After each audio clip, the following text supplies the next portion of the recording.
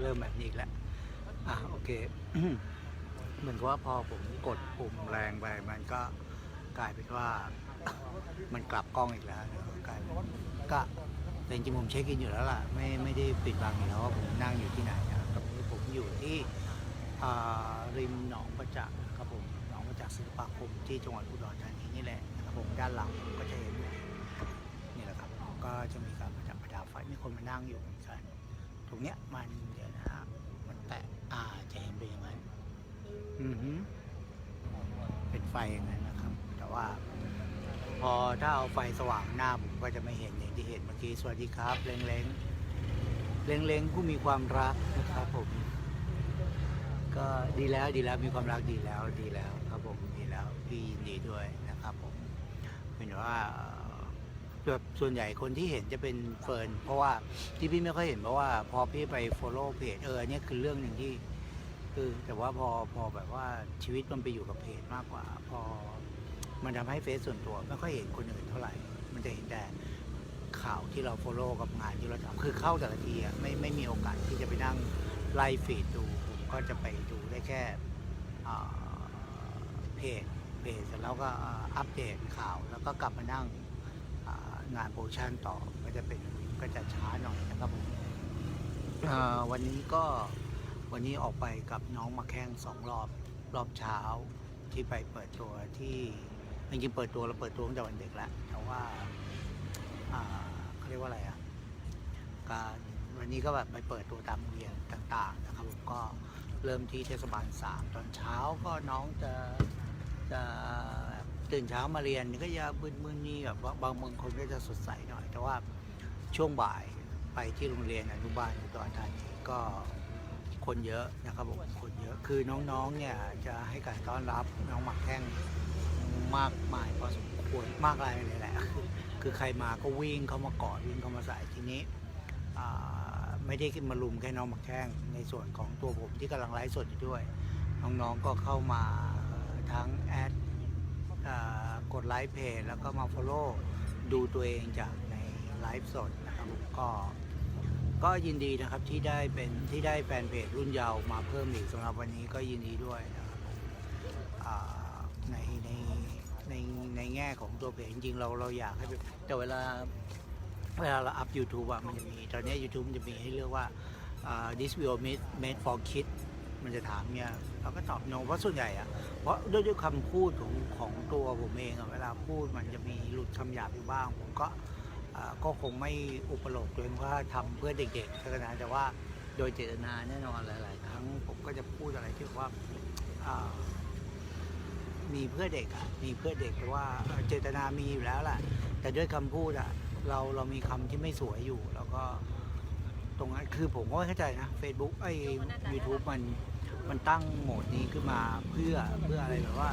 ให้มันแยกเป็นช่องสำหรับเด็กเลยไหมบอกตรงว่าแต่ว่าในความเป็นจริงแล้วเนี่ยแม้แต่การ์ตูนยังไม่สำหรับเด็ก100%นะดิสนีย์เอาจริงๆมันมีอะไรที่แอบแฝงอยู่ในนั้นอยู่บ้างอะไรเงี้ยผู้ไปเดี๋ยวหาไปโจมตีดิสนีย์มากกว่าเอาเป็นว่าอย่างที่เราเห็นกันนะครับผมว่าการ์ตูนหลายๆเรื่องก็ไม่ได้เหมาะกับเด็ก100%ทีก็ต้องคอยดูก็ผู้ใหญ่ต้องช่วยดูไม่ใช่ว่าเป็นการ์ตูนแล้วให้เด็กดูได้เลยไม่ได้นะครับจริงๆการ์ตูนหลายๆเรื่องมันมีอะไรแอบแฝงที่เราไม่สามารถที่บางทีเกิดคำถามจากเด็กแล้วเราตอบไม่ได้ด้วยนะครับส่วนคดีที่ลพบุรีก็ตอนนี้เท่าที่ผมติดตามข่าวนะจากนักข่าวในพื้นที่ก็บอกว่าเขามีการลงพื้นที่แล้วก็มีความคืบหน้าในทางคดีมากพอสมควรแต่ก็ยังขอบางคนถามผมนะว่าถ้าคดีมีความคืบหน้าใกล้จับคนร้ายได้แล้วทำไมยังต้องขอความร่วมมือจากประชาชนหลายๆอย่างคือหลักฐานมันต้องมัดอย่างที่บอกว่าถ้าเกิดว่าให้เป็นหลักฐานจากเจ้าที่อย่างเดียวมันเกิดจะเป็นอย่างนี้เกิดมันผิดพลาดล่ะข้อมูลด้านเดียวเอาข้อมูลหลายๆอย่างมาประมวลผลด้วยกันแล้วมันจะทำให้สามารถที่จะจำเพาะเจาะจงได้ว่าเนี่ยคนร้ายไม่ผิดตัวแน่นอนนั่นคือสิ่งที่อยากให้มันเกิดขึ้นไม่มีใครอยากให้มันเกิดกับคนร้ายผิดตัวไม่ใช่ว่าตั้งรางวัลมาแล้วไม่อยากให้นะแต่ว่าให้ ตั้งรางวัลแล้วอยากให้แต่ไม่อยากให้ฆ่าผิดตัวไม่อยากให้แบบว่าจับหรือเขาเรียกอะไรอะลงโทษผิดคนที่สำคัญคือถ้า ถ้ามีการวิสามันขึ้นมาชีวิตหนึ่งชีวิตที่จะต้องหายไปเนี่ยมันควรจะเป็นชีวิตที่สมควรที่จะถูกลงโทษไม่ใช่ใครก็ได้หรือว่าแล้วไปคนผิดต้องเพราะไม่งั้นมันจะสองเด้งเลยคนบริสุทธิ์หรือคนไม่ได้ผิดจริงในกรณีนี้มันมีอาจจะไม่บริสุทธิ์ในกรณีแพ้มันมีแบบนี้บางทีเอาคนที่มีความผิดระดับหนึ่งหรืออีกเรื่องหนึ่งมาเพื่อปิดคดีนี้ซึ่งมันไม่ถูกมันแต่มันไม่ได้ง่ายขนาดนั้นนะเอาจริงมันไม่ได้ง่ายขนาดนั้นเพราะว่าเอาจริงมันก็ต้องเชื่อมโยงทั้งในเรื่องของรูปร่างหน้าตารูปพรรณสันฐานอะไรครับความเป็นทหารเก่าไม่รู้ว่าผมไม่รู้ว่าทำไมต้องจำเพาะเจาะจงเลยว่าเป็นคนที่มาสายเล่นเกมเป็นตำรวจเก่าทหารเก่าไปจำเพาะเจาะจงคือมันก็ทำให้ภาพพจน์ของในอาชีพนั้นๆเสียหายเหตุผลที่ผมพูดนี้เพราะอะไรรู้ไหมเพราะว่าผมก็ไม่ได้ให้ราคาว่าทหารหรือทหารเก่าอย่างที่เขาพูดกันจะทำได้ขนาดนี้ถ้าไม่มีความเลวในตัวเองมากพอในความเป็นทหารเก่าก็ไม่ได้มากพอแค่แบบว่ามีเรื่องยุทธวิธีแต่สิ่งที่มันอยู่ในนั้นด้วยนอกจากตรงที่เรื่องความเป็นเจ้าหน้าที่หรือเป็นทหารเก่ามันมีเรื่องของความเป็นจิตใต้สำนึกมากกว่าว่าเป็นเรื่องของจิตใต้สำนึกมากกว่าที่กระทำลงไปได้ยังไงเอาจริงผมมองไม่เข้าใจจริงโอเคอาจจะบอกว่ากระสุนที่โดนหัวเด็กน้องไททันมันไม่ได้ตั้งใจอาจจะแบบว่ากระทำโดยพลาดหรืออะไรก็ตามแต่ไม่ว่าคุณจะยิงเด็กหรือยิงผู้ใหญ่คุณเลือดเย็นมากพอที่จะยิงคนที่เขาไม่ได้ทำอะไรให้คุณไม่ได้เขาเรียกว่าอะไรไม่ได้กระทำการใดๆให้คุณแบบไม่ได้มีเรื่องกับคุณมาก่อนเอางี้อย่าบอกไม่รู้จักกันเลยไอ้เรื่องไม่รู้จักมันไม่เกี่ยวหรอกคือคนเลวมันฆ่าคนที่ไม่จำเป็นต้องรู้จักก่อนแล้วอย่างที่ผมพูดไปข้าวก่อนผมพูดแบบมันเป็นมุกตลกอะไรเงี้ยว่าเฮ้ยสำหรับฆาตกรทำไมต้องมันมีคนบอกว่าไม่รู้จักกันมาก่อนไปยิงมาได้ไงอะไรเป็นมุกตลกในหนังแต่ว่ามันเป็นตลกร้ายซึ่งในความเป็นจริงก็อย่างที่บอกว่าคนเป็นฆาตกรมันจำเป็นต้องรู้จักก่อนด้วยเหรอถ้ามันคือสำหรับคนเลวมันไม่จำเป็นต้องรู้จักก่อนไม่ได้ว่าความหมายคือแบบนั้นนะครับก็สำหรับกรณีนี้ก็ขอให้จับได้โดยตอนเนี้ยผมเป็นคนหนึ่งที่อยากให้จับให้ได้คือแน่นอนคือผมก็มีอารมณ์มีความรู้สึกเหมือนหลายๆคนที่ก็คงอยากให้วิสามันเหมือนกันถ้าด้วยอารมณ์ตอบด้วยอารมณ์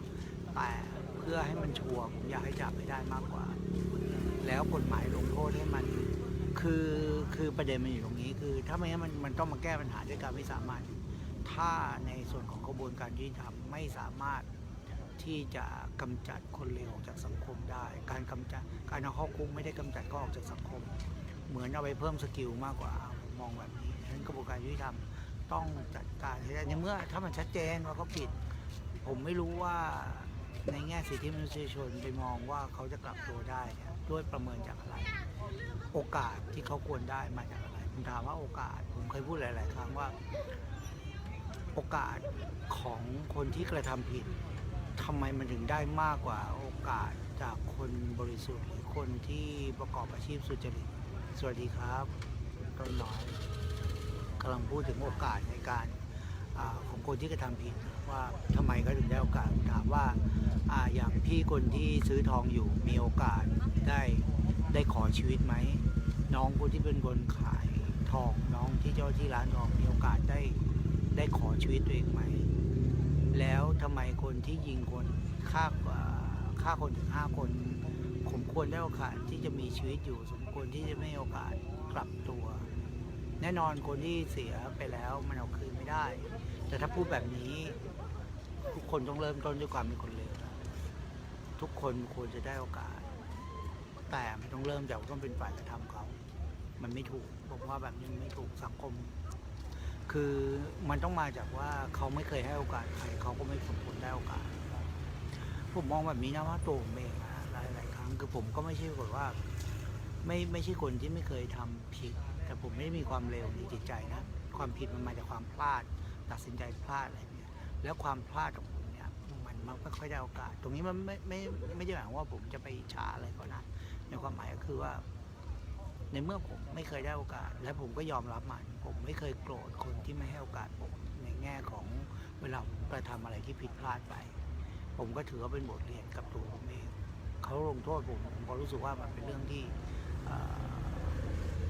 สิ่งที่ผมควรจะได้รับในกรณีที่ผมผิดพลาดอย่างที่บอกผมไม่เคยมีเจตนาทำไม่ดีแต่เวลาผมผิดพลาดแล้วผมถูกลงโทษไม่ว่าจะเรื่องอะไรก็ตามที่ผ่านมาเพื่อโอเคมันไม่ให้เรื่องใหญ่ขนาดนี้บางคนพูดได้ดิสิ่งที่มึงโดนลงโทษอาจจะแค่โดนตีอาจจะโดนปรับ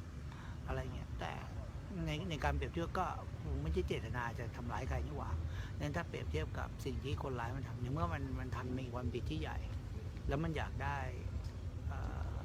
การอภัยโทษที่ยิ่งใหญ่ด้วยสวัสดีครับคุณนัน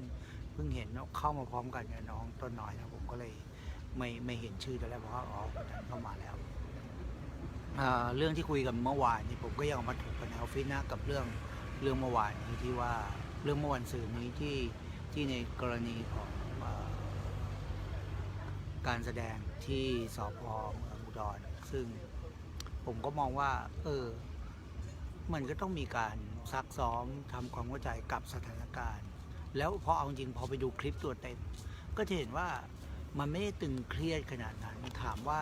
รู้ว่าเป็นการแสดงตั้งแต่แรกแค่ตกใจกับเสียงปืนเสียงดังขึ้นมาเนี่ยแน่นอนเขามีความตกใจเด็กๆตกใจตรงนั้นแต่ว่า acting เอาจริงน้องผู้หญิงเล่นเหมือนโดนจับทิ้งแต่ตัวตำรวจเองมียิ้มมีอะไรแบบว่าไม่ได้ทำอะไรให้มันรุนแรงหรือว่าถ้าถามว่าถ้าจะให้เหมือนจริงๆมันต้องแบบว่าถ้าเป็นผมเล่นแรงกว่านั้นอีกผมอาจจะมีโต๊ะทีมเก้าอี้ผลักเด็กที่ขวางทางซึ่งนั่นคือสถานการณ์จริงที่เขาควรจะได้เจอก่อนที่จะเจอของจริงผมมองแบบนั้นด้วยซ้ำไปส่วนคนที่ด่าเรื่องของว่ามันจะเป็นเยี่ยงอย่างผมก็ไม่เข้าใจว่าเยี่ยงอย่างมันคืออะไรผมถามว่าถ้าเด็กเห็นสถานการณ์จำลองเนี้ยแล้วจุดจบมันคือคนที่ก่อเหตุถูกจับไปผมถามว่าเด็กจะเอาเยี่ยงอย่างแบบไหนจะเอาเยี่ยงอย่างคนร้ายหรือเอาเยี่ยงอย่างตำรวจถามหน่อยว่าเด็กจะบอกว่าเด็กคิดไม่ได้เอามีพ่อแม่ไปทำไมมีครูให้ไหมครับต้องสอนสิถ้าแค่ยังคิดไม่ได้นะว่าดีกับเลวแค่ซึ่งมันเป็นไปไม่ได้ถ้าบอกคิดไม่ได้ถ้าบอกว่าเด็กเริ่มไม่ถูกหลอกว่าจะทำว่าจะเอาแบบนั้นก็จุดจบมันเห็นอยู่เขาทำจนถึงจุดจบถ้าบอกว่ามาทำให้เห็นแบบล็อกคอเสร็จแล้วหนีไปได้ลอยนวลอย่างนั้นเด็กจะเอาอย่างถ้าทำแบบนั้นเด็กจะเอาอย่างสุดท้ายมันก็โดนจับถูกไหมถ้าจะให้เด็กแบบจำฝังใจเลยว่าต้องไม่ทำก็ต้องมีตายอะไรแบบเนี้ยซึ่งในความเป็นจริงมันทำได้ถึงขนาดนั้นเลยคือผมไม่เรียกคนที่มาด่าว่าโลกสวยด้วยซ้ำไปมองโลกไม่มีเหตุผลเลยเอาจริงผมบอกเลยว่าคุณจะบอกว่าสิ่งเหล่านี้มันไม่ได้เกิดขึ้นในแต่ละวันเหรอถามว่าถ้าไม่มีการแสดงตรงเนี้ยเด็กพวกนี้จะไม่มีวันเจอสิ่งเหล่านี้หรอคุณมีโอกาสเจอได้ทุกวันในชีวิตผมเจอทั้งหลายครั้งเห็นอยู่ตรงหน้าทั้งหลายครั้งเพียงแต่ว่าผมไม่ได้อยู่ในสถานการณ์ที่จะเป็นเหมือนน้องผู้หญิงในสถานการณ์นั้นเขาไม่มีผู้ชายคนไหนมาล็อกคอผมตัวประกันหรอกมันสถานการณ์มันขึ้นอยู่ว่ามันจะเกิดกับใครคนที่อ่อนแอมันจะเป็นคนที่ถูกกระทำและผมไม่ได้แข็งแกร่งขนาดที่ว่าแต่ว่าความเป็นผู้ชายมันไม่ได้ถูกมันไม่ได้เป็นเป้ามันไม่ได้เป็นเหยื่อมันไม่ได้เป็นเหยื่ออันดับต้นๆแต่ถามว่าทุกคนสามารถเป็นเหยื่อได้หมดอย่างกรณีของที่ลพบุรีจะเห็นว่าถ้ามองในความเป็นจริงแล้วในแง่ของน้องผู้หญิงไม่สมควรโดนยิงเลยเขาไม่มีอะไรจะสู้และไม่ได้สู้การยิงผู้ชายก่อนไม่แปลกเพราะผมยังเคยพูดกับน้องๆหลายๆคนเวลาผมไปส่งน้องคนไหนก็ตามถ้าเกิดเหตุการณ์อะไรขึ้นมาผมพูดเวลาผมพูดบางคนก็ขำว่าผมพูดอะไรบางทีมันเป็นเรื่องจริงว่าสมมติว่าถ้าผมเดินไปส่งน้องผู้หญิงสักคนใครก็ตามไปส่งน้องอยู่แล้วผู้หญิงคือเป้าหมายคือเหยื่อที่คนเร็วๆมันคิดจะทำนะถ้ามันจะชิงตัวผู้หญิงไปจากผมถ้ามันจะทำร้ายน้องผู้หญิงคนที่อยู่กับผมสิ่งที่มันจะทำมันคงไม่มาขอผมดีหรือมาขู่ผม มันต้องทำกับผมให้เด็ดขาดที่สุดนั่นคือสิ่งที่ผมบอกเลยว่าถ้ามันเกิดอะไรขึ้นผมก็จะเตือนน้องว่าหนีอาวุธของคุณไม่ใช่การต่อสู้คุณเป็นผู้หญิงคุณไม่ไม่มีสมรรถภาพมากพอจะคุณอาจจะเป็นยูโดสายดำเป็นเทควันโดเป็นอาคิโดอะไรก็ตามยังไงกำลังของกระสู้ผู้ชายต่อให้มาเดี่ยวๆนะคุณยังไงแล้วถามว่าสู้ได้แบบเจ็บทั้งคู่อ่ะคือการผู้ชายด้วยกันผมเลือกได้ผมก็ไม่ต่อยกับใครนะเพราะว่าการต่อยกันขนาดผู้ชายที่มันตัวเท่ากันสูสีกันให้ผมชนะด้วยอ่ะอย่างที่ผ่านมาผมเคยมีเรื่องเวลาอย่างเงี้ยเวลาทะเลาะกันผมต่อยชนะผมก็เจ็บเพราะฉะนั้นถ้าเลือกได้ก็ไม่มีใครอยากเจ็บแล้วแน่นอนนะยกไปถึงกรณีของน้องผู้หญิงที่ถ้าเกิดเหตุการณ์อะไรผมบอกให้หนีเอาตัวรอดหาคนช่วยไม่ต้องรอผมเลยถ้าผมเป็นคนเพราะมันจะต้องเปิดที่ตัวผมถ้าเกิดอะไรขึ้นเช่นกันกรณีนี้ถ้าเขายิงที่ผู้ชายถ้าสถานการณ์อย่างที่ลพบุรีนะถ้ายิงที่ผู้ชายแค่คนเดียวแล้วขู่ทุกคนให้หยุดเชื่อไหมว่ากระสุนนัดเดียวมันทำให้ทุกคนในห้างหยุดได้หมดเลยถูกไหมครับมันสามารถที่ทำให้ทุกคนเนี่ยด้วยสถานการณ์นี้คิดแบบว่ามือปืนถ้ามีสมองจริงหรือแม้แต่จริงยิงอย่างที่บอกหลายๆคนยิงขึ้นฟ้านัดเดียวบางทีมันขู่มันคุมสถานการณ์ได้หมดพูดได้ดีมากครับขอบคุณมากครับคุณโกแมนขอบคุณครับที่เข้ามาอีกครั้งหนึ่งอันนี้คือเรื่องจริงเป็นความรู้สึกที่ผมเจอกับในทุกๆวันคือด้วยตัวผมเนี่ยจริงๆผมเป็นคนที่ไม่มีพิษมีภัยนะแต่ด้วยบุคลิกหน้าตาผมอย่างที่เห็นเนี่ยมีหนวดมีเคราแบบเนี้ยคนจะมองผมในอีกในมุมหนึ่งผมไม่เคยทำร้ายใครก่อนแล้วก็แต่ผมกลับจะถูกคนที่เขาแต่ว่าไอตอนไม่มีหนวดมีเครามักจะโดนคนมาแบบหาเรื่องอะไรตอนไม่มีหนวดมีเคราแล้วเขามีคนเข้ามาใกล้ซึ่งก็มันมีความปลอดภัยในอีกแบบหนึ่งกับรูปลักษณ์ที่มันมีดีว่ะผมก็เลยรู้สึกพอไว้หนวดไว้เคราแล้วไม่ค่อยมีคนเข้ามายุ่งเท่าไหร่ไม่ค่อยมีคนคุยด้วยก็อาจจะเงาก็ไม่เป็นไรแต่ว่าในแง่ของอย่างที่บอกเมื่อกี้ผมเล่าไปถึงสถานการณ์ตรงนั้นนะจริงๆถ้ามันยิงผู้ชายแค่คนเดียวซึ่งไม่จำเป็นต้องยิงให้ถึงท้ายยิงขู่นัดเดียวมันได้ทองทั้งตู้เลยมันได้ทองทั้งตู้เลยสังผมก็เลยไม่เข้าใจว่ามันเหมือนคนบ้าที่มาระบายอารมณ์แล้วก็นึกจะยิงใครก็ยิงอะไรเงี้ยแล้วยิงเข้าจุดตายยิงเข้าจุดตายผมก็ไม่รู้นะว่าสุดท้ายแล้วมันพอถ้าเปิดเผยหงายไพ่ออกมาปุ๊บมันก็ไม่ได้เก่งอะไรมาจากไหนปรากฏทั้ง5คนเข้าฟลุกอย่างเงี้ยเหรอแต่อันในฐานะคนที่เคยเรียนยิงปืนบอกได้เลยว่ามันไม่ฟลุกหรอกเพราะว่าถ้าจะบอกมันฟลุกอะผมถ้าถามตัวเองนะผมสามารถยิงให้เข้าหน้าอกเข้าหัวแบบมันได้ไหมผมต้องยิง2 มือผมไม่แม้แต่ช่วงที่ผมยิงประจำนะช่วงที่เมื่อก่อนตอนที่ผมเรียนแล้วฝึกยิงประจำเนี่ยผมต้องยิง2 มือถึงจะเข้าได้แบบนั้นทุกนัดนี่มันยิงมือเดียวทุกนัดแน่นอนปืนมัน9 มม.ใช่ไหมถ้าที่เขาประเมิน9 มม.สะบัดไม่มากแต่มันไม่เกาะกลุ่มแบบนี้ดังนั้นถามว่ามีฝีมือไหมมีแน่ตรงนี้คือเรื่องจริงที่ผมพยายามจะคิดว่ามันฟลุกอะไรเงี้ยแต่ในความจริงอย่างที่บอกไว้ว่าจากประสบการณ์แล้วมันไม่ง่ายขนาดนั้นผมเคยพยายามลองยิงปืนมือเดียวแล้วกระสุนมันไม่สามารถควบคุมทิศทางได้แบบว่าได้100%ให้เกรงแบบจนสุดแขนอะแต่ตอนนั้นผมยิงคือ.38 357มันใหญ่กว่าไอ้ปืนที่อยู่นั้นแต่ถ้า.22โอเคพอได้แต่คือถ้า38หรือ357ยิงมือเดียวโอกาสออกนอกเป้ามีสูงมากเวลายิงโดยเฉพาะถ้าเล็งหัวนะเป้าที่เป็นรูปคนนะถ้าเล็งหัวเนี่ยโอกาสไม่เข้ามีสูงมากแต่.22ได้อยู่แต่ก็ไม่ได้ขนาดนั้นคือมันต้องเล็งแบบกั้นใจก่อนยิงถ้าใครเคยเรียนยิงปืนจะจำได้ว่ามันมี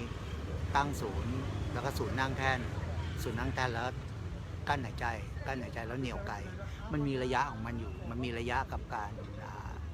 จังหวะเหนี่ยวไกนี่คือคนที่เรียนยิงปืนคือเรียนยิงปืนเพื่อเอาไปเหมือนกีฬาเรียนเพื่อยิงเป้ายิงให้แม่นมันจะเหมือนสไนเปอร์มากกว่าสไนเปอร์มันต้องมีสมาธิมากพอแต่ว่ากับการยิงปืนสั้นเนี่ยมันเหมือนเป็นจรยุทธ์เป็นการฝึกยิงแบบจรยุทธ์งั้นตอนที่ผมฝึกยิงเนี่ยมันยังไงก็ต้องใช้สมาธิเหมือนนักยิงปืนในกีฬาโอลิมปิกเขาต้องมีการเล็งปุ๊บทิ้งอย่างนู้นเวลาเล็งมันจะเล็งเหนือแล้วก็ทิ้งน้ำหนักลงมาปุ๊บพอมันได้ตำแหน่งปุ๊บหยุดกั้นหายใจแล้วมันจะนิ่งแล้วก็ยิงแต่มือเดียวยังไงก็สะบัด9 มม.ต่อให้9 มม.ก็สะบัดถ้า ยิงแบบนั้นด้วยท่ายิงแบบนั้นด้วยบอกตรงมันไม่ง่ายฉะนั้นสิ่งที่ผมพยายามจะคือทุกครั้งที่เวลาคิดทบทวนอะไรเนี่ยผมจะคิดหลายๆมุมแล้วก็เอามาหักล้างในตัวเองไม่ต้องรอให้คนมาเถียงแต่ไม่ได้หมายความว่าผมจะจบได้ด้วยตัวเองนะบางทีก็ต้องมานั่งอภิปรายนั่งพูดคุยกันว่าเฮ้ยคุณมีมุมใหม่ไหมอะไรนี่หลายๆครั้งที่ผมนั่งคุยไม่ว่าจะเป็นเรื่องอะไรเรื่องแบบนี้ก็ตามหรือแม้แต่เรื่องการเมืองก็ตามผมเคยพูดไว้ในไลฟ์เสมอว่าการเมืองคุยกันได้ผมคุยกับเพื่อนหลายๆคนที่แบบเขาสุดโต่งในทั้งแดงเหลืองส้มก็นั่งคุยกันได้ถ้าตราบใดที่คุณไม่คิดว่าคุณจะแต่อย่างหนึ่งคุณต้องออกจากกำแพงที่คุณยืนพิงอยู่นะคุณต้องขยับออกมายืนผมมีน้ำหนักอยู่ในแต่ละสีเนี่ยระดับหนึ่งแต่ผมกลางไหมเหรอพยายามจะเป็นกลางมากกว่าแต่ว่าไม่ชิดสีไหนสีหนึ่งไม่อิงสีไหนสีหนึ่งเรายืนอยู่กับประเทศชาติใครถูกก็คือถูกเอาความถูกต้องเป็นตัวตั้งแล้วมันถึงจะไปต่อได้วันที่ทะเลาะกันหนักๆไม่มีใครยอมกันวันที่ปฏิวัติผมเห็นด้วยกับการปฏิวัตินะวันนั้นไม่งั้นมันไปต่อไม่ได้แต่พอปฏิวัติแล้วไม่ปล่อยอันนี้ผมก็ไม่เอากับลุงว่าเฮ้ยลุงทำนี้ไม่ได้อะไรแบบเนี้ยในมุมผมอาจถูกถ้ามุมแบบเนี้ยผมกลางไหมมันก็ไม่กลางเพราะไอ้การปฏิวัติปุ๊บแต่ถ้าย้อนเวลาได้หมายถึงว่าไม่ย้อนเวลาได้ณหลักการณปัจจุบันนะการปฏิวัติมันจะต้องไม่ใช่วิธีที่ควรจะมันไม่ควรจะต้องมาถึงการปฏิวัติมันควรจะแก้ปัญหาด้วยการเจรจาสงครามมันจะไม่เกิดถ้าเกิดการเจรจาสหรัฐกับอิหร่านมันจะไม่ลบกันมันจะต้องเจรจาถ้าตราบใดที่มันไม่ลบไม่คุยกันมันใช้วิธีคุยมันมีวันนี้ผมมีประเด็นเรื่องหนึ่ง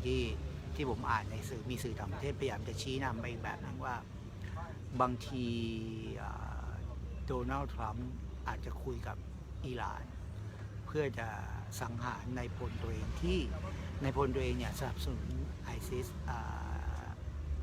ใช่ไหมออกเสียงว่าไอซิสใช่ไหมมันเป็นทฤษฎีสมคบคิดที่แบบว่า conspiracy theory มากที่แบบว่าถ้าจะคิดว่าอันนี้ถ้าตามข่าวที่บอกนะถ้าจะบอกว่านายพลคนเนี้ยซ้ายจัดหรือขวาจัดก็ตามที่ไปอิงผู้ก่อการร้ายแต่หัวหน้าสูงสุดของอิหร่านเนี่ยคือภาพรวมของอิหร่านไม่โอเคแต่จัดการกับตัวเองไม่ได้ก็เลยไป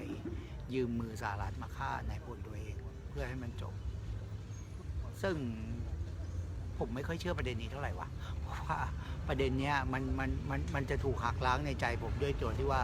สหรัฐกับอิหร่านมีปัญหากันมาร่วม40 ปีแล้วไม่ได้เพิ่งมีอันนี้ฉะนั้นสิ่งที่โดนัลด์ทรัมป์ทำเนี่ยมันสะสมมาเหมือนกันไม่ใช่ว่าทรัมป์ใจร้อนแล้วลงมือมันมีเรื่องสะสมอยู่แต่ผมไม่ได้เห็นด้วยนะว่าทรัมป์ทำถูกแล้วถ้ามันเกิดมันจะเป็นแบบ conspiracy ขนาดนั้นมันก็ซับซ้อนเกินซับซ้อนเพราะว่าแล้วจุดลงตัวมันคืออะไรอ่ะแค่สังหารในพลตัวเองได้แล้วไงถ้างั้นแผนต่อมาการยิงเครื่องบินของยูเครนที่บอกว่าไม่ตั้งใจแต่ว่ามันเป็นความผิดที่ร้ายแรงนะเพราะว่าคุณยิงเครื่องบินยูเครนก็จริงแต่บนนั้นมีคนอิหร่านอยู่ครึ่งลำหมายถึงอะไรอ่ะมันเป็นความผิดพลาดที่พอมันเป็นกระสุนของอิหร่านน้ำหนักมันลงมาอยู่ที่เหมือนต้องสำนึกผิดอ่ะแต่ถ้ากระสุนนั้นเป็นกระสุนของพันธมิตรหรือสหรัฐสมมตินะโอ้โหไฟสงครามแม่งโหมแน่นอนถ้ากระสุนมาจากอีกฝั่งมันจะกลายเป็นอีกแบบเลยก็มีความเป็นไปได้ถ้าจะเอาทฤษฎีแต่มันเป็นทฤษฎีที่แบบว่ามันดูเป็นบทหนักมากอะถ้าจะบอกว่าอิหร่านยืมมือทรัมป์มาฆ่านายพลตัวเองเพื่อเปลี่ยนขั้วหรืออะไรก็ตามแล้วก็มันลดดีกรีความรุนแรงระหว่างประเทศลงด้วยการยิงเครื่องบินที่มีคนของตัวเองโอ้โหแล้วโดมิโนของมันคืออะไรอ่ะคือใช้ชีวิตของประชาชนตัวเองใช้ชีวิตแต่ละคนมันไม่มีค่าไปเลยอ่ะฟังดูแล้วแบบแต่คราวนี้ก็ถามว่ามันใกล้สงครามโลกครั้งที่ 3ไหมผมเพราะว่าอย่างที่บอกปัจจัยมันยังไม่ครบปัจจัยหลายๆอย่างมันยังไม่ครบและที่จริงที่สำคัญคือหลายๆประเทศยิ่งโดยเฉพาะประเทศใหญ่ๆมันไหลมาทางทุนนิยมประเทศที่อยากให้มีสงครามมันคือแบบถ้าสิ่งเหล่านี้เกิดขึ้นกับประเทศอย่างเปรูอย่างซีเรีย ประเทศที่ไม่รู้ว่าอย่างกรีซเนี้ยแต่ประเทศที่ผมเอ่ยมากำลังทหารมันไม่ได้พอที่จะทำให้ไปรบกับใครคือถ้าประเทศเขาอยู่กันแบบนั้นแล้วการที่เขาจะรบไม่ใช่เรื่องแปลกแต่นี่คือแต่ละประเทศผมถามว่าเศรษฐกิจของแต่ละประเทศที่ทำพังแน่นอนสหรัฐเป็นข้อยกเว้นข้อเดียวเพราะว่า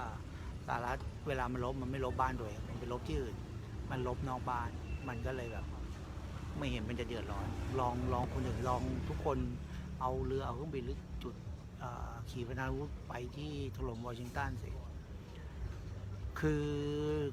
สหรัฐจะถูกกระทำได้ก็ด้วยการก่อการร้ายเท่านั้นนั่นคือสิ่งอย่างที่ไอซิสบุ้งตรงว่าเวลาตอนที่ผมเคยอ่านประวัติของใครนะที่ตายไปแล้วบินลาดินคือสิ่งที่ทำก็ไม่ถูกเพราะว่าการก่อการร้ายการฆ่าคนบริสุทธิ์ฆ่าประชาชนอเมริกันแต่ว่าเขาเหมือนเขาสะสมกับสิ่งที่เขาถูกสหรัฐมันในมองในแง่ของระบบทุนนิยมแล้วมันมีความการถูกกดขี่ในแง่ของทุนนิยมมันเลยทำให้ทางบินลาดินที่มีความคิดเพราะบินลาดินไม่ได้มาจากครอบครัวยากจนเป็นหัวก้าวหน้าคนที่มาจากครอบครัวที่ปานกลางจนถึงค่อนข้างมีจะกินเลยแหละแต่ว่า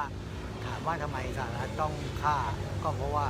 นี่มันคือแบบหัวหน้าหัวโจกตัวใหญ่ก็เหมือนอย่างหัวหน้าผู้ก่อการร้ายหลายๆคนแต่เอาจริงหลักฐานก็ไม่เห็นมันไปถึง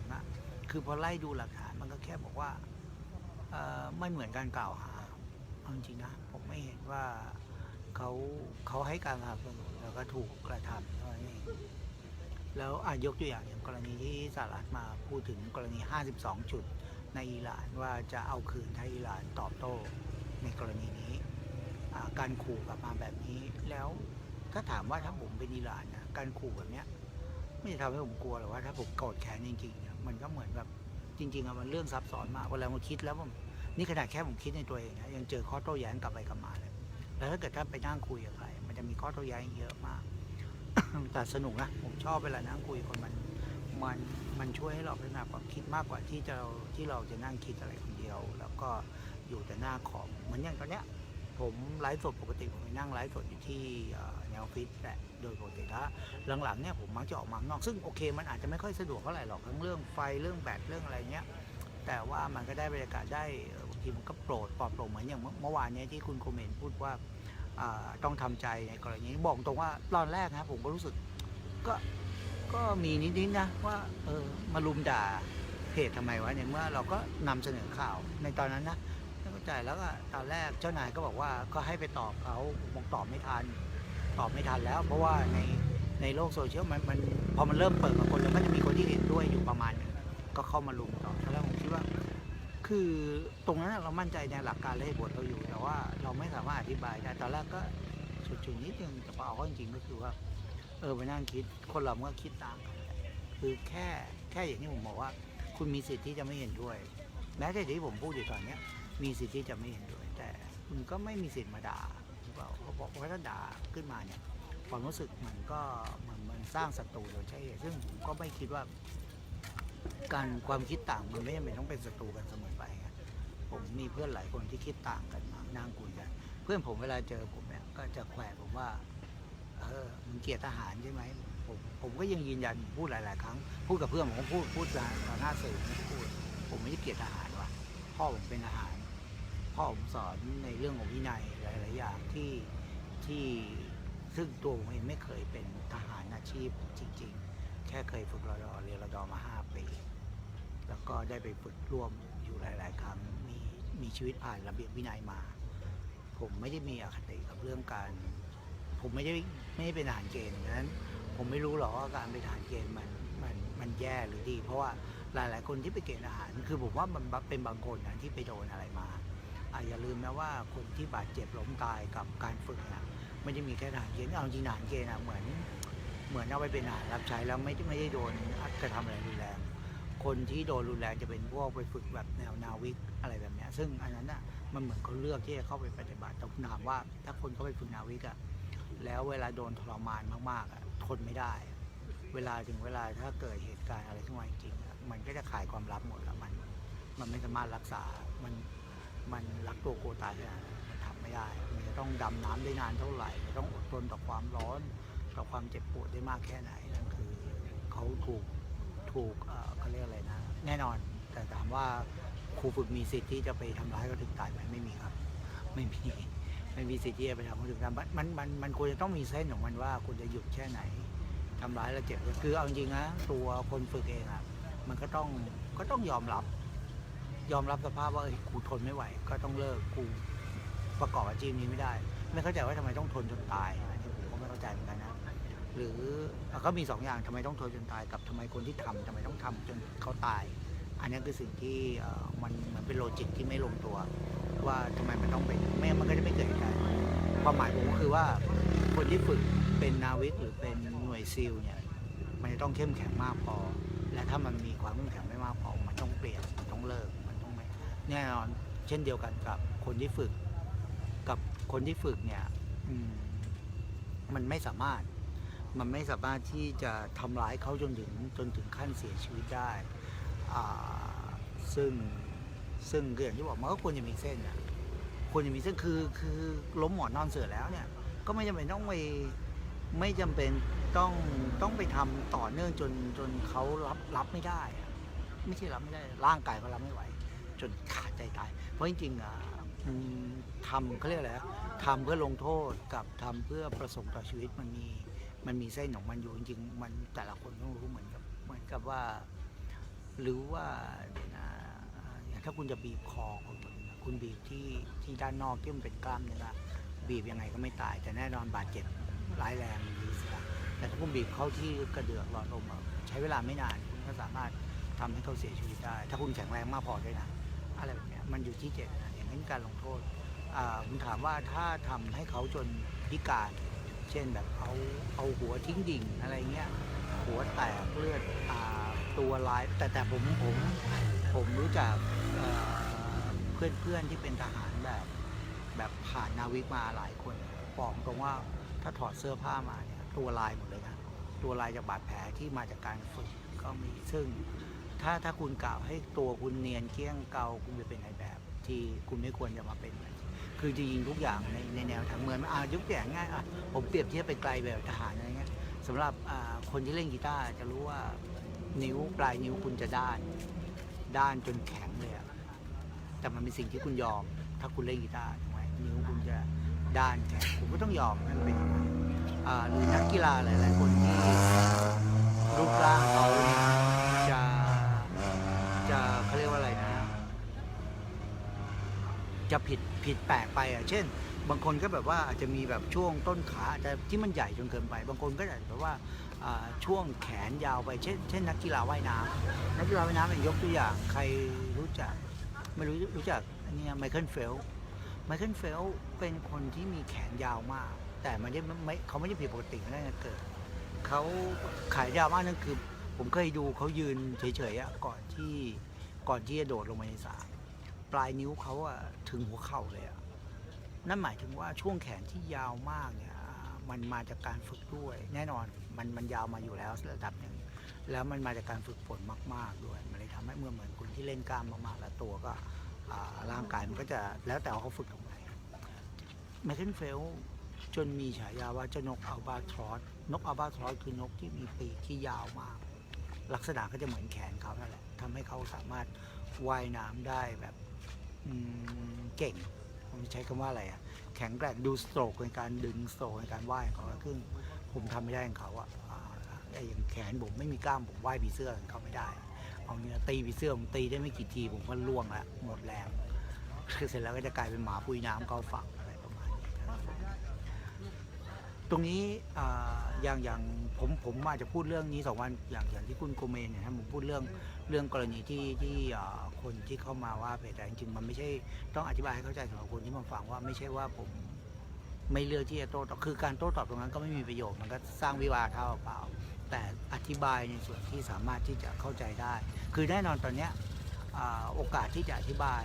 กับคนที่มีปัญหาตรงนั้นมันไม่มีหรอกเพราะว่าเขาไม่ได้เป็นแฟนเพจเท่าที่ผมเช็คดูเขาไม่ได้เป็นแฟนเพจด้วยฉะนั้นมีคนแชร์ไปแล้วเขาไปเห็นโพสต์นั้นพอเขาไปเห็นโพสต์นั้นเขาก็มาด่าพอเขามาด่าก็แค่นั้นเขาก็ด่าไปแต่ถ้ามีการโต้ตอบเขา ก็เถียงต่อไปเรื่อยแต่ถ้าผมเลือกที่จะไม่โต้ตอบมันก็จบเพราะว่าเอาจริงมันไม่ใช่สื่อเดียวผมไม่ได้เป็นมันไม่ได้เป็นข่าวเอ็กซ์คลูซีฟที่หมากแข้งได้เจ้าเดียวที่มีภาพนั้นสื่อหลายๆสื่อมีทั้งหลายมุมที่เขาถ่ายกันไปแต่ในด้านเดียวกันเพราะว่ามุมที่ก็หันมาจ่อปืนมามันคือมุมที่นักข่าวยืนอยู่ซึ่งมันก็ทำให้เขาได้ภาพมาเหมือนกันฉะนั้นสื่อทุกสื่อก็ลงภาพนี้เหมือนกันแต่ว่าแคปชั่นจะแตกต่างกันไปแล้วแต่ถามว่าแคปชั่นเรียกแขกไหมใช่เรียกแขกไม่เกี่ยวแคปชั่นแบบนั้นเรียกแขกแต่มันเรียกแขกมาให้อ่านการทำข่าวมันก็อยากให้คนอ่านเนาะไม่ใช่แบบว่าผมจะเขียนยังไงบรรทัดเดียวว่านี่คือการแสดงแล้วจบอย่างนั้นเหรอแสดงอะไรก็โดนด่าอยู่ดีไม่ว่าจะสั้นแค่ไหนสำหรับคนไม่อ่านก็คือไม่อ่านยังไงมันก็มันไม่สามารถที่จะจบได้ในประโยคเดียวสุดท้ายก็ต้องเอามาแม้แต่พอเขียนยาวๆพิมพ์ยาวๆในอีกโพสต์หนึ่งซึ่งยังอยู่อันนั้นไม่ได้ลบก็จะเห็นอย่างเป็นคลิปที่เห็นเนี่ยก็จะเห็นได้ว่าก็ยังมีคนมาไม่เห็นด้วยกับการแสดงแบบนี้ก็คุณมีสิทธิ์ที่จะไม่เห็นด้วยแต่อย่างที่ผมพยายามอธิบายผมเห็นด้วยกับการมีการแสดงนี้อันนี้ผมคิดต่างซึ่งคิดต่างกันเราคิดต่างกันได้ผมบอกเลยผมเห็นด้วยที่ควรจะมีเพียงแต่ว่าถามว่าสงสารน้องๆไหมสงสารที่ต้องมาเจอเหตุการณ์คือวันเด็กก่อนออกจากบ้านเด็กๆทุกคนที่มาวันเด็กเขาตั้งใจที่จะมาสนุกสนานเขาไม่ได้คิดที่จะมาเจออะไรแบบนี้อยู่แล้วแต่บังเอิญอันเนี้ยมันเป็นสิ่งที่จัดโดยสพสถานีตำรวจภูธรธานีมันจัดที่ตำรวจถ้าลองอันเนี้ยถ้าการแสดงนี้นะมาจัดที่หนองประจักษ์มาจัดที่เซ็นทรัลมาจัดที่ยูดีสถานที่ที่ควรจะเป็นเอนเตอร์เทนเมนต์ถ้าคุณไปจัดแบบนั้นซึ่งในความเป็นจริงหลักการแล้วเวลามันเกิดเหตุการณ์นี้มันจะเกิดในสถานที่แบบนั้นแหละมันไม่ได้เกิดบนโรงพักหรอกส่วนใหญ่ไม่เกิดบนโรงพักดังนั้นถ้าจะจำลองให้เหมือนจริงมาจำลองแบบในสถานที่คุณอยู่เหมือนที่เขาโดนยิงในห้างนั่นแหละนั่นคือสิ่งที่เกิดขึ้นแต่ครั้นี้ไอ้การมาด่าแล้วก็บอกว่าเสี่ยมให้เด็กมันเอาอย่างจนถึงหน้าทีนี้ผมก็ยังไม่เข้าใจว่าเด็กมันจะเอาอย่างยังไงในกรณีนี้นะเด็กจะเอาอย่างยังไงกับคนที่เป็นโจรแสดงเป็นโจรแล้วก็ถูกจับได้ถูกล็อกไขว้กุญแจมือเด็กอยากเป็นอย่างนั้นเหรอซึ่งในมุมผมนะผมมีลูกเนี่ยถ้าลูกเลือกที่จะเป็นซึ่งผมว่าผมต้องสอนผมสอนได้ดีกว่าที่จะปล่อยให้คือถ้าเด็กมันอยากที่จะเป็นผู้ร้ายแบบนั้นก็ต้องโทษไปที่คนสอนแล้วสอนยังไงวะแค่มันดูแค่นี้แล้วมันอยากเป็นโจรเลยเหรออยากรู้ถูกไหมเป็นไม่ได้เหมือนโทษเกมผมว่าไม่เกี่ยวกับเกมไม่เกี่ยวกับหนังไม่เกี่ยวกับละครหลายๆเรื่องในชีวิตจริงข่าวที่เกิดขึ้นในทุกวันนี้นะถ้าใครเห็นยิ่งทุกวันนี้มีคลิปเต็มไปหมดเลยหลายๆเรื่องที่เกิดขึ้นในโลกความเป็นจริงหลายๆคดีความที่เกิดขึ้นเกินบทหนังบทละครจะจินตนาการไปถึงด้วยซ้ำบทหนังบทละครไปอิงจากชีวิตจริงความเป็นจริงด้วยซ้ำไปนะอย่าไปโทษหนังตัวละครคนเราถ้ามันจะไม่รับผิดชอบอะไรโทษทุกอย่างที่ไม่ใช่ตัวเองมันก็คุณก็ไม่มีความผิดหรอกในชีวิตนี้ก็ไม่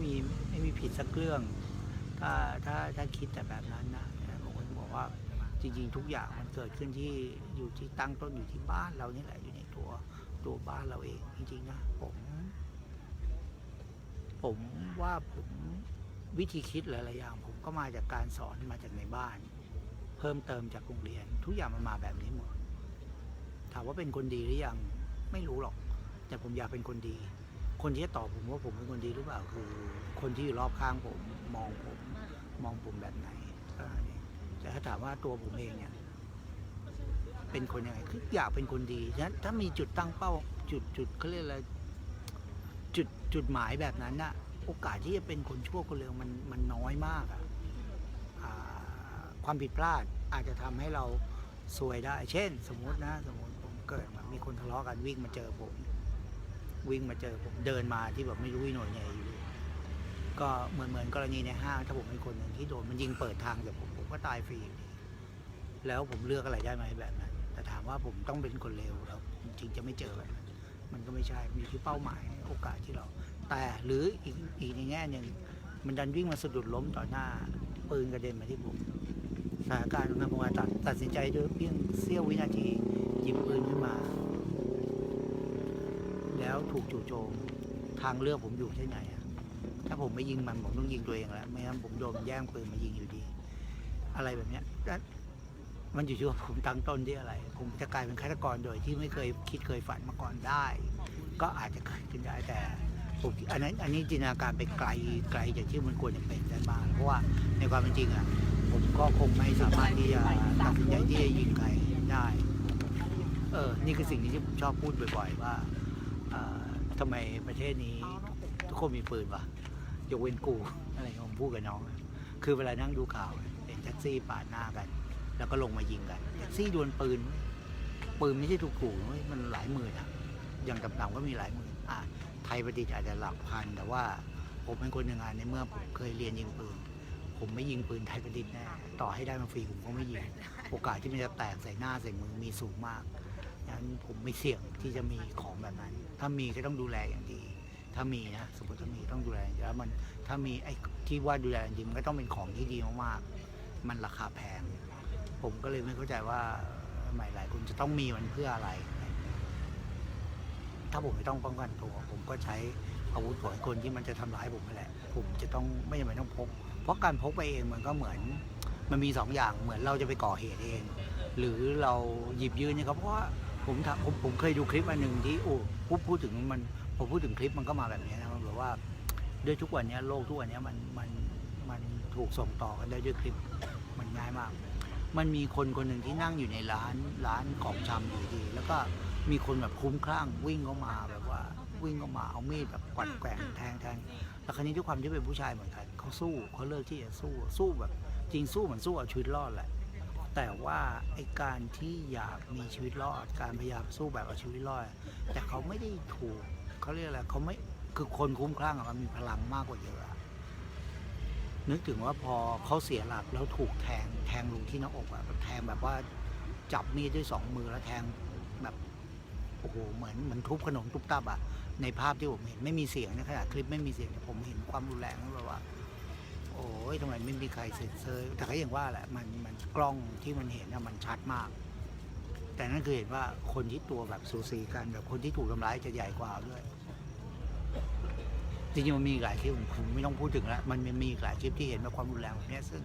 คนกระทำมันสามารถทำได้รุนแรงกว่าแล้วทำให้แบบว่าสู้ไม่ได้พุ่งตรงผมนั้นโอกาสที่ถ้าเกิดผมเจอคนที่ตัวเล็กกว่าแต่มันคุ้มคลั่งมาผมก็คิดว่าผมก็อาจจะสู้ไม่ได้ก็ได้นอกจากว่าอารมณ์นั้นผมจะแบบว่าพีคกลัวตายสุดขีดขึ้นมาซึ่งยากมากกว่าคือกว่าผมจะไปถึงตรงนั้นกว่าอารมณ์หรือไม่ไต่ระดับไปถึงระดับที่ป้องกันตัวเองได้ผมว่าโอกาสที่ผมตายกว่ามีสูงนี่คือโลกที่มันอยู่ยากนะทุกวันนี้เอาแค่ไม่ต้องโลกหรอกประเทศไทยนี่แหละ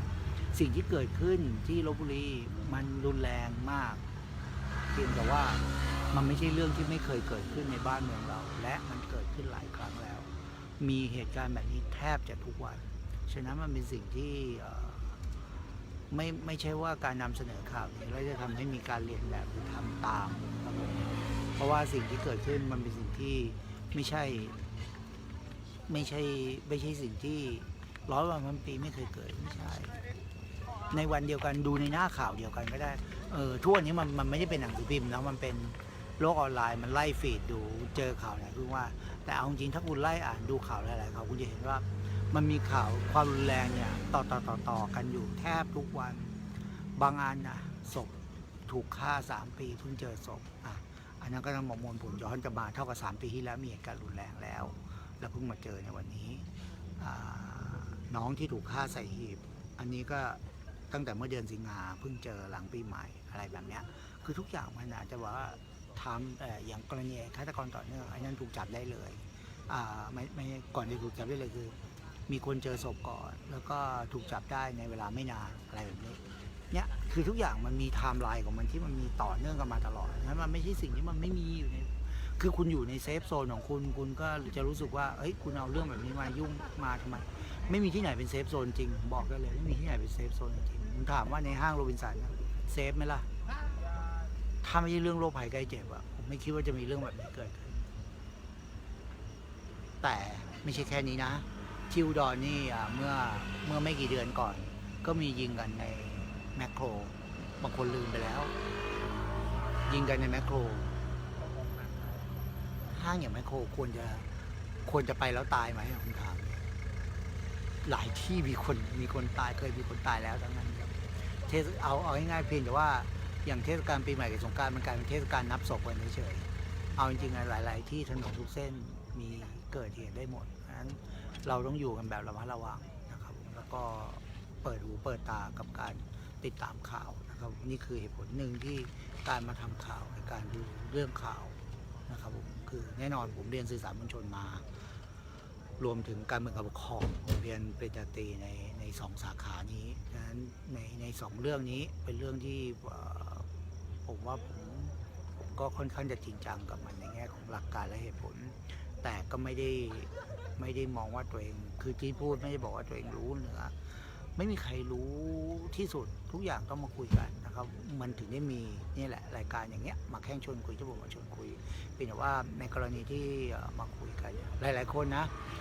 ไม่ค่อยคุยอย่างคุณจูเนียร์คุณนานอย่างเงี้ยไม่ค่อยได้คุยกับผมในไลฟ์เท่าไหร่แต่ว่าเมื่อมีโอกาสได้เจอกันซึ่งเพราะว่าอย่างวันเนี้ยผมไปไลฟ์ที่โรงเรียนอนุบาลเนี่ยน้องๆเห็นจำได้ก็เปิดไลฟ์ผมเลยว่าเขารู้เลยว่าไลฟ์ผมจะอยู่ไหนเขายังเปิดเจอเลยว่าเนี่ยไลฟ์เขาเจอแล้วเขาเปิดมาไลฟ์เลยเขาเปิดไลฟ์ผมดูแล้วก็ว่านี่หนูเห็นพี่ด้วยแล้วก็มากระโดดอะไรเงี้ยคือด้วยความที่ตัวผมเองมันกึ่งเป็นคนสาธารณะในที่นี่แล้วงั้นการจะเจอตัวผมมันก็ไม่ยากงั้นหลายๆคนที่ชวนคุยเนี่ยบางทีไม่ได้คุยกันในนี้อาจจะไม่ถนัดเพราะว่ามันจะกลายเป็นเหมือนคุยให้คนอื่นดูเพราะว่ามันมีเรื่องบางเรื่องมันมีเชิงลึกบางเรื่องเช่นคุยคุณจูเนียร์เรื่องกฎหมายบางข้อในเรื่องของเรื่องเหล้าบุหรี่อะไรอย่างเงี้ยก็มาคุยส่วนตัวคุณนันมีเรื่องของในแง่ของเบื้องลึกในแง่ของคนที่เป็นของเจ้าหน้าที่ก็มาคุยส่วนตัวกับผมอะไรเงี้ยซึ่งบางทีมันไม่สามารถที่จะเปิดเผยออกสื่อได้สื่อไม่จะสามารถจะเปิดเผยได้ทุกเรื่องนะครับผมแต่ว่าบางเรื่องรับรู้ไว้แล้วก็รู้ว่าที่มาที่ไปมันทำให้เข้าใจได้แต่ไม่สามารถออกต่อได้ประมาณนั้นมากกว่านะครับผมวันนี้ผมคุยได้นานกว่าปกติกว่าในออฟฟิศเพราะว่าโอเควันนี้คือด้วยความที่ผมมาในแบบที่แบตผมทั้งหมดผมจำเป็นต้องพ่วงแบตแบบอย่างเงี้ยเนี่ยพ่วง2เส้นเลยนะครับผมทั้งสายไมค์ไปจับไมค์ไม่รู้ไมค์จะดับหรือเปล่าทั้งไมค์ทั้งตัวแบตเตอรี่สำรองชาร์จไปด้วยมันก็เลยคุยได้นานแต่อากาศเริ่มเย็นเมื่อเช้า19ผมว่าคือตอนคืนรู้สึกแล้วว่าเย็นแต่กลางวันร้อนนี่คือสิ่งที่ทำให้เราจะเป็นไข้ได้ง่ายมากสำหรับการมาอยู่ที่ข้างนอกแบบนี้โดยเฉพาะริมหนองน้ำแบบที่หนองประจักษ์อย่างที่ผมมานั่งอยู่ตอนนี้แต่ก็รอบๆตัวผมนะครับอย่างที่เห็นเนี่ยก็มีคนนั่งกันอยู่เต็มไปหมดมีคนนั่งมีคนเดินผ่านเรื่อยๆนะครับด้วยความที่ฝั่งตรงข้ามเนี่ยก็จะมีร้านค้าก็ยังไม่ปิดนะครับมันก็ไม่เปลี่ยวสำหรับตรงหนองประจักษ์แต่ถ้าเป็นด้านที่เป็นหนองสิมทางหนองสิมและหนองบัวทางนั้นจะค่อนข้างเปลี่ยวเคยไปลองเดินดูละทางนู้นจะค่อนข้างเปลี่ยวก็แต่เขาเห็นคนวิ่งครับผมก็แปลกใจว่าเขากล้าวิ่งกันด้วยตัวผมเองผมรู้สึกว่าถ้าให้ผมไปนั่งแต่มันมีความมืดดีมันมีมุมของหลอดไฟแบบเนี้ยที่ผมรู้สึกว่ามันมีหลอดไฟมันก็สว่างแต่มันสว่างแค่มุมเดียวไงแล้วว่าซ้ายขวาเวลาแบบว่าคนเดินมามันมองไม่เห็นกันว่าใครโผล่มาตอนนั้นผมไปทางเล่นก็ไม่ค่อยปลอดภัยก็เลยไม่ค่อยไปตรงนั้นเท่าไหร่ก็ไปขับรถวนดูนู่นดูนี่เผื่อจะมีข่าวมีอะไรอย่างเงี้ยเผื่อจะมีประเด็นให้แบบพูดถึงได้อะไรเงี้ยจริงๆก็ควรจะเปิดแต่ก็ยังว่าแหละพอดึกผมไปดึกมันก็ควรจะปิดแหละมันเป็นเวลาที่ควรจะนอนคนดีๆก็ไม่ควรออกมาเดินเล่นนะซึ่งตัวผมดันออกไปเหมือนผมเคยมาแต่รอบๆหนองประจักษ์จนถึงรอบๆทุ่งศรีเมืองเนี่ยค่อนข้างสว่างเพราะผมเคยออกมาตี 2 ตี 3แบบบางทีนอนไม่หลับออกมาขับรถวนเล่นก็มันก็สว่างผมออกมานั่งเล่นได้แต่ว่าก็ไม่แนะนำให้ทำแฟนผมยังว่าเลยว่ามันไม่ควรคือถึงเป็นผู้ชายมันก็มีอะไรมันก็เกิดได้รวมถึงการที่จะถูกมองประเมินไปว่าเป็นคนไม่ดีโดยซ้ำไปผมก็เลยหลังๆก็ไม่ค่อยออกมาละจะดูหนังอะไรไปเรื่อยเปื่อยวันนี้จริงๆอยากดูหนังแต่พรุ่งนี้ลืมไปไม่ได้ลืมหรอกคือลืมไปว่าทำไมต้องรีบนอนนึกขึ้นได้เพราะพรุ่งนี้ผมก็ต้องไปพาน้องมาแข้งออกไปผมไม่ได้ใส่ชุดหรอกน้องมาแข้งเพราะว่าส่วนสูงผมเวลาใส่แล้วมันน้องมาแข้งจะดูไม่น่ารักเพราะว่าน้องมาแข้งมันจะต้องดูแบบกลมๆหน่อยนะครับผมก็เดี๋ยวพรุ่งนี้ผมจำไม่ผิดพรุ่งนี้เช้าจะเป็นที่โรงเรียนคริสเตียนนะครับซึ่งผมยังจะรู้ว่าทางไปหนองคายนี่แหละแต่ผมจำไม่ได้ว่าอยู่ตรงไหนแต่ผมต้องไปดูอีกทีหนึ่ง ก็พรุ่งนี้เช้านะครับสำหรับใครที่ผ่านไปทางโรงเรียนคริสเตียนก็จะเจอกับน้องหมาแข้งแล้วก็ผมแล้วก็ทีมงานหมาแข้งทั้งเกือบทั้งออฟฟิศไปหมดเลยเพราะช่วงเช้ามันก็ยังไม่มีแบบว่าในแง่ของตัวพรุ่งนี้ไม่มีแต่มีพรุ่งนี้จะมีฟุตบอลพรุ่งนี้มีฟุตบอล FA ครับรีเพลย์คืนพรุ่งนี้นะแต่คืนนี้เหมือนแบบได้พัก1 วันวันนี้ไม่มีบอลก็สบายๆนอนพักรอพรุ่งนี้ดูก็ยังคู่สเปอร์เตะในที่3เลยนะครับผมหลังจากแพ้ลิเวอร์พูลมาแล้วมาเตะ FA ครับซึ่งนัดที่แล้วก็เสมอกับโบโลแบบไม่น่าเสมอหน้าแพ้เลยด้วยซ้ำไปนะครับจริงเล่นตอนนี้กองเชียร์เหนื่อยจริงๆนะครับผมไม่รู้ว่าแฟนสเปอร์กับแฟนอาร์เซนอลใครจะเหนื่อยกว่ากันตอนนี้จริงๆนะส่วนแฟนแมนเชสเตอร์จะบอกตรงว่ามันเหมือนงึกๆงักๆอ่ะเอาจริงๆอะแฟนแมนยูจะเป็นแบบนั้นคือเดี๋ยวดีเดี๋ยวก็แบบโหเล่นเทพเลยเดี๋ยวก็แพ้ได้ด้วยเว้ยอะไรเงี้ยแบบผีเข้าผีออกนะผมว่าแฟนแมนยูเหนื่อยกว่ามันอารมณ์มันแบบว่าหน่วงๆอ่ะแปลกๆจะดีใจจะเฮก็เฮไม่สุดเดี๋ยวก็กลับมาเล่นไม่ดีแล้วอะไรเงี้ยพี่ก็จะว่าส่วนสเปอร์ตอนนี้เหนื่อยทุกนัดลุ้นเหนื่อยทุกนัดมันก็เหนื่อยคนละแบบแต่ละทีมีแฟนลิเวอร์พูลเนี่ยที่โอ้โหจะทำสถิติอย่างเดียวละมีสถิติที่รอที่ให้ทำลายอยู่นะครับตอนนี้เพิ่งเสมอไปนัดเดียวนะตั้งแต่เตะมาเสมอนัดเดียวเองชนะรวดเลยแล้วก็ผ่านสเปอร์ไปแล้วมันยังเหลือใครทีมต่อไปน่าจะเป็นเจอเชลซีป่ะนัดหน้าผมจำไม่ได้ลิเวอร์พูลแต่ว่า5 เกมเนี้ยเป็น5 เกมที่ไม่ธรรมดาสำหรับลิเวอร์พูลมีโอกาสที่จะแพ้เป็นเกมแรกได้หรือถ้าผ่าน5 เกมนี้ก็จะยิ่งแบบเหมือนเข้าเบรกตอนนี้คือเข้าเบรกแล้วเบรกก็จะยิ่งยาวต่อไปเรื่อยๆก็ต้องมาดูกันสำหรับฟุตบอลคุยเรื่องฟุตบอลมันก็ไม่ซีเรียสนะผมก็ไม่ค่อยแขวะไม่ค่อยอะไรแต่คือแซวเล่นขำๆอะไรเงี้ยมีบ้างแต่คงไม่แบบว่าไปด่าใครกากอะไรเงี้ยไม่มีทีมไหนกากหรอกจริงๆเวลาจังหวะทีมไหนดีมันก็ต้องมีทีมนี้ถ้าทุกทีมมันเล่นดีหมดแล้วใครมันจะชนะใครจะเป็นแชมป์ว่าอะไรเงี้ยมันต้องมีทีมเล่นดีอยู่กลุ่มนึงอย่างปีนี้เลสเตอร์ก็พุ่งขึ้นมาแต่ก็ล่าสุดก็ดันแพ้ได้ด้วยนะครับก็พรุ่งนี้มาดูกันแต่ผมใช้รูปปกที่เป็นรูปเดลลี่เพราะว่ามันมีหลายคนในกลุ่มสเปอร์บอกว่าเดลลี่สมควรดรอปแต่ผมก็ไม่เห็นด้วยตรงที่ว่ายอมรับว่าเดลลี่เล่นไม่ดีแต่การดรอปไม่ใช่เป็นการฟื้นฟูหรือรีคอเวอรี่นักเตะไม่ใช่ผมรู้สึกอย่างนี้แล้วยิ่งไม่มีตัวอย่างนี้ด้วยนะการดรอปไม่ดีไม่คือถ้ามีตัวให้เปลี่ยนที่ดีกว่าโอเคมันต้องเปลี่ยนตำแหน่งปรับเปลี่ยนนะการเปลี่ยนออกอย่างเดียวมันไม่ใช่การแก้ปัญหาอย่างเดียวการปรับเปลี่ยนมันเอาจับตำแหน่งหรือวางโรในการเล่นให้ใหม่ผมว่าอันนั้นน่าจะเป็นสิ่งที่ทำได้แล้วโชเซ่ มูรินโญ่ก็ควรจะทำได้ในมุมนี้ก็ทำไม่ได้กับค่าเหนื่อยระดับนี้ก็อาจจะเปลี่ยนโค้ชเองนะแต่ว่าผมก็ไม่อยากจริงๆบอกตรงว่าอุตส่าห์คาดหวังว่าโปเชติโน่เนี่ยจะอยู่เป็น10 ปีเหมือน10 ปี20 ปีเหมือนไอ้นี่เลยนะเหมือนเฟอร์กี้เลยนะที่บอกว่าเฟอร์กี้ก็มีช่วงตกก่อนที่จะมาได้แชมป์ต่อเนื่องซึ่งตรงเฟอร์กี้เนี่ยเขาผ่านช่วงยากลำบากได้แต่โปเชติโน่ไม่ผ่านเท่านั้นเองก็เลยจบนะครับผมเห็นว่าวันนี้ผมคุยมามากพอสมควรแล้วนะครับแล้วก็เดี๋ยวพรุ่งนี้มาเพราะว่าพรุ่งนี้ก็จะมารีวิวฟุตบอลที่จะเตะคืนพรุ่งนี้ด้วยนะครับรวมถึงกิจกรรมที่ไปทำพรุ่งนี้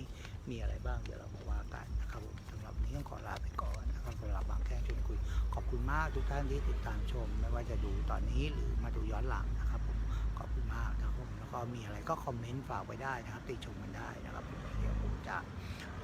นำมาปรับปรุงแก้ไขในส่วนที่มันยังไม่ดีนะครับผมขอบคุณมากวันนี้ลาไปก่อนสวัสดีครับ